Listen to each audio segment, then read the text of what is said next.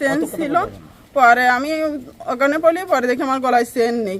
তখন আমার বিশ্বাস আমার চেন নেই, এরকম একটা নাম আফিয়া। আমার আছে বগিন আছে শাহাদাত, আর ওনার মেয়ে, ওনার কাছে জমিটা নেওয়া হয়েছে বলে ওনারা থেকে বসাবসি করে সবাই আছে। মুকুল ভাই ছিল, ওনার আছে। খুলনা ডুমুরিয়া উপজেলার টুলনা গ্রামের জমি জমা সংক্রান্ত বিষয় নিয়ে মোসাম্মদ আফিয়া খাতুনের উপর সন্ত্রাসী হামলা। স্বামী আব্দুল কাদের বিশ্বাস 7 জনকে আসামি করে ডুমুরিয়া থানাতে এজাহার, যাদের মধ্যে সেনাবাহিনীর সদস্য তৈবুর রহমান বাপ্পি মজুমদার, পিতা বাহারুল মজুমদার, তাজ হোসেন পিতা অজ্ঞাত, মোহাম্মদ মুকুল বিশ্বাস পিতা ইসরাইল বিশ্বাস, জিসান বিশ্বাস পিতা মুকুল বিশ্বাস, বাহারুল মজুমদার পিতা নাসের মজুমদার, মোসাম্মদ খাদিজা বেগম পিতা বাহারুল মজুমদার, মোসাম্মদ নাসিমা বেগম স্বামী মোহাম্মদ বাহারুল মজুমদার। সর্বসাং টুলনা ডুমুরিয়া খুলনা।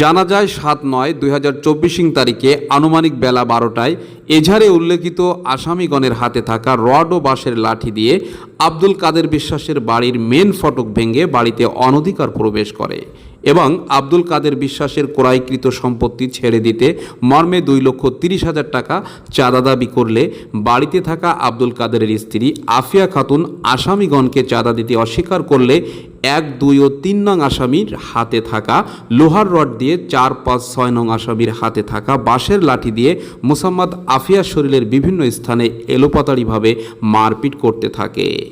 1 নং আসামি সেনাবাহিনীর সদস্য তৈবুর রহমান বাপ্পি মজুমদার মোসাম্মদ আফিয়ার শরীরের স্পর্শকাতক স্থানে হাত দেয় এবং 2টি স্মার্টফোন নিয়ে যায়, যার আনুমানিক মূল্য 60,000 টাকা। গৃহবধূ মোসাম্মদ আফিয়া আহত অবস্থায় ডাক চিৎকার দিলে তার স্বামী সহ ভাই আব্দুর রহমান, ভাইপো রাতুল বিশ্বাস আহত গৃহবধূ আফিয়াকে ঠেকাতে আসলে 1, 2 ও 3 নং আসামিদের হাতে থাকা লোহার রড, 4, 5 ও 6 নং আসামিদের হাতে থাকা বাঁশের লাঠি দিয়ে তাদের উপর হামলা চালিয়ে এলোপাথাড়ি মারপিট করে।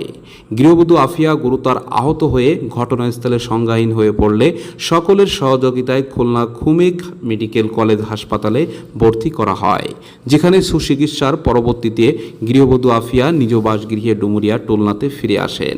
জানা যায় 2010 সালে আব্দুল কাদের বিশ্বাস নিজ বাসগৃহের পাশে ন্যায্য মূল্য জমি ক্রয় করেন। উক্ত জমি কেনার পর থেকে স্থানীয় কিছু দুষ্কৃতী বা সন্ত্রাসী বাহিনীরা আব্দুল কাদেরের নিকট চাঁদাবাজি ও প্রাণে মেরে ফেলা সহ জমি ছেড়ে দেওয়ার হুমকি ধামকি দিয়ে আসছিল। আসামিদের মধ্যে তাজমহুরি নিজেকে উকিল দাবি করে এবং আব্দুল কাদেরের পরিবারকে হুমকি ধামকিও দেয়।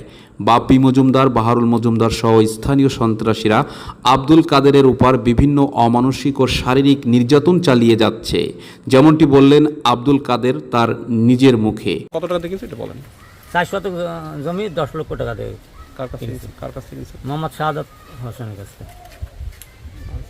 উক্ত ঘটনায় এজাহারে উল্লেখিত সাক্ষীদের সাথে কথা বলে জানা যায়, আমি ব্যবসায়ী, আমার দীর্ঘদিন এই জমি নিয়ে কিনা বেচা চলতেছে। আমি জানি এই জমি এরাই থেকে বলেছে নাও তুমি নাও, আমার সামনেই বলছে জমি নাও, কোনো সমস্যা নাই। দেখে গ্যামজাবের মুহূর্তে আমি ঠেকাতে আসলে দেখি আমার কাকিরে 2-3 জন প্রায় দোয়াচ্ছে, মারতেছে। মারার পরবর্তী আমি তখন আমার কাকুকে কথা তখন আমি ঠেকাতে আসলে আমার ওই বাপ্পি ভাই আমার গলার ভিতরে আমার এই জায়গায় ঘুষি মারে। আমার আম্মু আমার 7 আসার জন্য আমার মামু আমার টাইনে নিয়ে চলে আসে সাইডে। আমরা হচ্ছে কি বিপক্ষ, আমার ভাসুর হয়, সে আমাদের ভাসুর হয়, আমার স্বামীর ডাকছে বিচারের জন্য আসছে।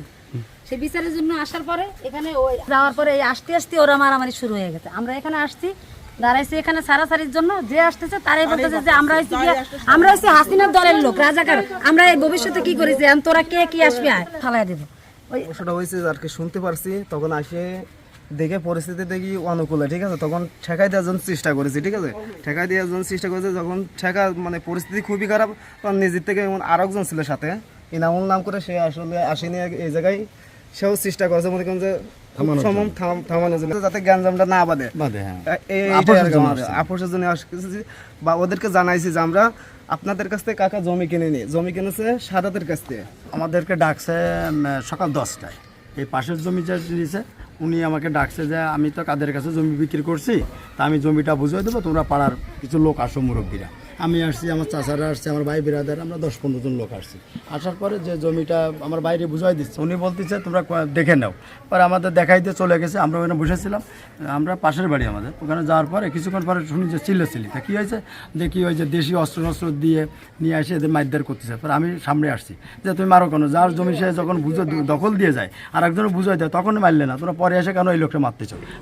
এলাকা হতে বাহারুল মজুমদারের ব্যাপারে খোঁজ খবর নিয়ে জানা যায় বহু বছর পূর্বে মৃত রৌপ বিশ্বাসের গরু চুরি করে ধরা পড়ে এবং তার বংশে বাহারুল বিশ্বাসের পিতা ইসরায়েল বিশ্বাস 71 সালে নওয়াব আলী মাতব্বরকে গুলি করে হত্যা করার অভিযোগ তুলেছেন এলাকার সাধারণ জনগণ। আমার শ্বশুরের জমি, আমার শ্বশুর শাশুড়ির জমি আমি নিয়েছি, আমার শ্বশুরের জমি রয়েছে, এই দুই দলে মালামারি তো মত আছে। শুক্রবারে মিটিং এর দিন রয়েছে, তার আগে গন্ডগোল শুরু হয়ে গেছে। শুক্রবারে যদি বসাবসি না আর চাল না উঠোই, তাহলে আমরাও সেই উপরে চলে যাবো। আমার শ্বশুর কারোর কাছে বিক্রি করিনি, জমি আমার ওই জায়গায় রয়েছে, আমার শ্বশুর শাশুড়ির দাম আমি নিয়েছি। ইনার কথা ভিত্তিতে বোঝা যাচ্ছে জমি ইনাদেরও আছে, যিনি বেঁচে গেছে তিনটা শ্বশুর কাছ থেকে কিনেছে, ইনি আবার আরেকজনের কাছে বেঁচেছে, মানে এগোচ্ছে। কথা কি বুঝতে পারছেন হিসেবে? কিন্তু এই মূলত কাগজপত্র নিয়ে বসতে হবে, মাদেরটা পাইছি, যার জমি হয় তারে বুঝাই দেয়া হবে। এর শ্বশুর নাকি জমি দলিল করে দিয়ে গেছে, তাই দলিল দেখাতে পারে না, ওইসব রাজাকার ইচ্ছা পরিবার, ওইসব রাজাকার ইচ্ছা পরিবারের লোক জমি দলিল দেখাতে পারে না, বলে এর শ্বশুর জমি দলিল করে দিয়ে গেছে, তার ছেলেরা দেখাতে পারে না। আমরা পাই নাই, 2-4-10 বার বসছি, কিন্তু আমরা দলিল পাই নাই।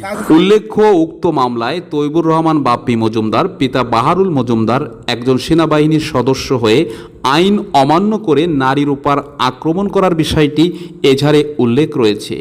ঘটনার সত্যতা জানতে বাহারুল মজুমদারের বাসগৃহে গেলে বাহারুল মজুমদার সংবাদকর্মীদের উপর আইন লঙ্ঘন করে অমানসিকতার পরিচয় দেয় এবং সে উক্ত ঘটনাকে অস্বীকারও করে।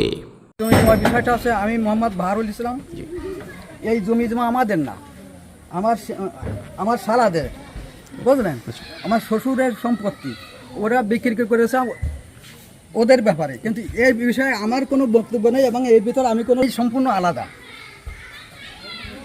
এরা এই হয়তো মানে একটা গঠনমূলক ষড়যন্ত্রমূলক এরা আমাদের এই শুরু করেছে, এই জন্য শুরু করেছে।